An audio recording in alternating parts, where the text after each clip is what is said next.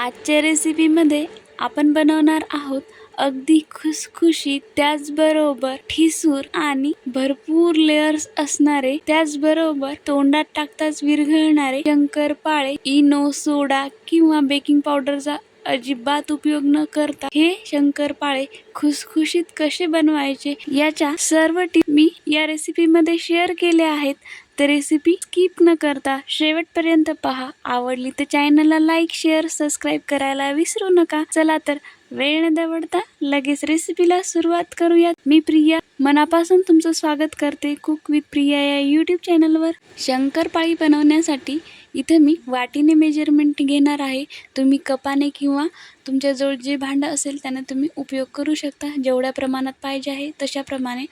तर इथे मी 4 वाट्या या वाटीने मैदा घेतलेला आहे, व्यवस्थित चाळून घेतलेला आहे. आता हा मैदा आपण एका ताटामध्ये काढून घेऊया. मैदा ताटामध्ये काढल्यानंतर आपल्याला घ्यायचं आहे पाववाटी तूप किंवा तेल. तर इथं तुम्ही बघू शकता पाववाटी इतकं मी तेल घेतलेलं आहे आणि या पिठामध्ये टाकायचं आहे मैद्यामध्ये पाव चमचा मीठ किंवा चवीनुसार थोडंसं मीठ. आणि जे आपण तेल घेतलं होतं ते इथं कडकडीत गरम करून मी या मैद्यामध्ये टाकलेलं आहे. आपण व्यवस्थित या पिठाला लावून घेऊयात. गरम असल्यामुळे चमच्याच्या साहाय्याने आपल्याला याला व्यवस्थित मिक्स करून घ्यायचं आहे. आणि थोडंसं कोमट झालं की याला हाताच्या साहाय्याने व्यवस्थित या मैद्याला सर्व बाजूने लावून घ्यायचं आहे. पाववाटीपेक्षा तुम्ही थोडंसं जास्त पण तेल वापरू शकता, म्हणजे खूप जास्त खुसखुशीत होतील. पण त्याला तेल तळायला जास्त लागतं आणि थोडेसे तेलकट वाटतात, म्हणून मी इथं पाववाटीच तेल घेतलेलं आहे. तेल किंवा तूप दोन्हीपैकी तुम्ही काही पण वापरू शकता. तर अशा प्रकारची एक व्यवस्थित मूठ वळली पाहिजे आपल्या मैद्याची, म्हणजे आपला पीठ आहे मैद्याचं ते तयार आहे असं समजायला हरकत नाही. नंतर घ्यायचं आहे 1 वाटी दूध आणि इथे पाऊण वाटी साखर घेतलेली आहे मी. दुधामध्ये ही साखर व्यवस्थित मिक्स करायची आहे. थोडीशी गरम करून घेऊयात, म्हणजे ही छानपैकी विरघळेल. आपल्याला खूप कडक नाही करायचं आहे, फक्त दुधामध्ये ही साखर मिक्स करायची आहे. दूध हवं नसेल तर तुम्ही पाण्याचा पण इथं उपयोग करू शकता. पाण्यामध्ये साखर विरघळून घेता येते. दुधामुळे शंकरपाळ्यांची चव खूप छान येते, म्हणून इथे मी दूध टाकलेलं आहे. पण खूप जास्त जर तुम्हाला ठेवायचे असतील शंकरपाळे तर तुम्ही इथं पाण्याचाच उपयोग करा. आणि थोडं थोडं साखर टाकलेलं दूध हे या मैद्यामध्ये मिक्स करत आपल्याला हे जे पीठ आहे ते व्यवस्थित जोडून घ्यायचं आहे. अगदी खूप जास्त मळायचं नाही, फक्त आपल्याला एकमेकाला ते जोडून अशा प्रकारची एक कणिक किंवा डो मळून घ्यायचा आहे. तुम्ही बघू शकता खूप अजिबात मी मळलेलं नाही आहे, फक्त त्याला व्यवस्थित जोडून घेतलं आहे. त्या दुधापेक्षा अजून मी 3 ते 4 चमचे पाणी घेतलं होतं, म्हणजे आपल्याला 1 वाटी दूध आणि 3 ते 4 चमचे पाणी लागलेलं आहे ही कणिक मळण्यासाठी शंकरपाळीची. तर ही व्यवस्थित मळून झाली आहे. तुम्ही बघू शकता याची टाईटनेस. आणि याला झाकून ठेवूयात 15 ते 20 मिनिटांसाठी किंवा अर्ध्या तासासाठी पण तुम्ही याला ठेवू शकता.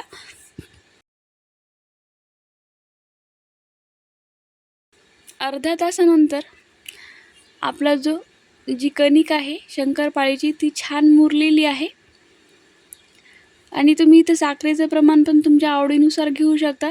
तुम्हाला जर गोड आवडत असतील तर तुम्ही सपाट 1 वाटी किंवा 1 कप साखर पण घेऊ शकता. मी इथं पाऊण वाटी साखर वापरलेली आहे. डोपैकी मी 1 भाग घेतलेला आहे आणि तिला हलकंसंच थोडंसं व्यवस्थित करून घेतलं आणि याला लाटून घेऊयात. अगदी पोळीसारखं लाटून घ्यायचं आहे. मैद्यामध्ये तूप किंवा तेल जास्त प्रमाणात टाकण्यात आलं तर शंकरपाळे वितळण्याची पण शक्यता असते, म्हणून मोजून मापूनच वस्तू घ्यायच्या, म्हणजे परफेक्ट आपल्या शंकरपाळ्या बनतील. तर अशा प्रकारची एक पोळी लाटून झालेली आहे. आता या पोळीला आपल्याला करायचं आहे फोल्ड अशा प्रकारे आणि दोन्ही साईडनं दाबून याची एक लाटी बनवून घ्यायची आहे. ही चौकोनी आकाराची किंवा स्क्वेअर शेपची लाटी अशाच प्रकारे स्क्वेअर शेपमध्ये लाटायची आहे, म्हणजे आपल्याला शंकरपाळी बनवण्यासाठी सोपं जाईल. तर ही अशा प्रकारे लाटून झालेली आहे. थोडीशी जाडच ठेवायची आहेत आपल्याला, खूप जास्त पातळ नाही करायची. याला कट करून घेऊयात.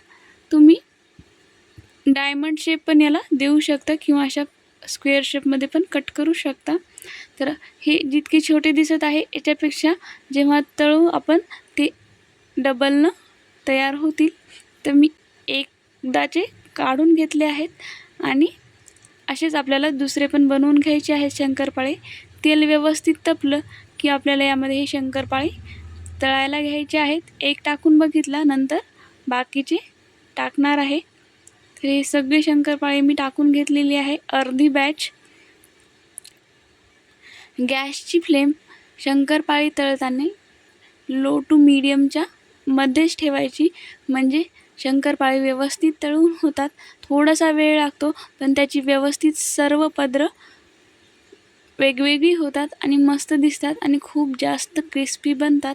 म्हणून लो गॅसवरच आपल्याला ही शंकरपाळी बदामी रंगावर तळून घ्यायची आहेत. अशा प्रकारे याला जवळपास 10 ते 12 मिनटं एक बॅच तळायला लागतात, म्हणजे खूप छान खुसखुशीत अशी शंकरपाळी तयार होतात. तुम्ही बघू शकता कलरही खूप सुरेख आलेला आहे शंकरपाळ्यांना. आणि ही सर्व शंकरपाळी मी इथं तळून घेतलेली आहेत आणि तुम्ही बघू शकता याच्या लेयर्स किती सुरेख दिसत आहेत, वेगवेगळ्या झालेल्या दिसत आहे. तितकेच हे क्रिस्पी झालेले आहेत आणि ठिसूळ पण झालेले आहेत. अगदी हातात जरासं दाबलं की हे असे क्रश होतात. तुम्हाला ही शंकरपाळीची रेसिपी कशी वाटली, बनवली असेल तर कमेंट करून नक्की सांगा. त्याचबरोबर रेसिपी आपल्या मित्रपरिवाराबरोबर शेअर करायला विसरू नका. व्हिडिओ शेवटपर्यंत पाहिला त्यासाठी धन्यवाद.